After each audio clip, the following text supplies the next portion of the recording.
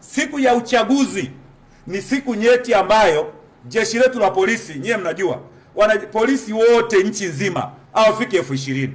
Sasa Tanzania nzima kulikuwa na vituo vya uchaguzi vituo 99,000 nchi nzima.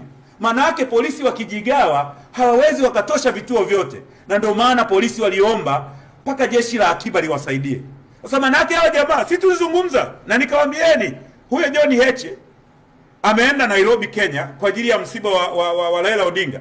Nikamwambia polisi, bweni makini, nyuma aliondoka Nairobi Kenya akapeleka familia yake, ameenda kuchukua vijana wa Nairobi Kenya pale nyumbani. Sisi Msoma, mimi na uwezo wa kwenda Kenya pale, nikavuka mpakani, nikaenda nikafanya mambo yangu, nikarudi. Ni utaratibu wa kawaida, huwezi kufunga mpaka. Na ndio maana ustaarabu wetu sisi wa Tanzania lazima sasa hivi tuwe makini sana, turudishe ule utaratibu wa wazee wetu. Mjumbe wa nyumba 10, mwenyekiti wa serikali ya mtaa apewe mamlaka ni mtu gani amekuja nyumba hiyo, ili haya mambo yasije kutokea tena.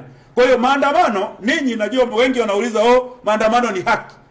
Maandamano ni haki ya kila mtu, na tuliona wanazunguka hapa juzi tu.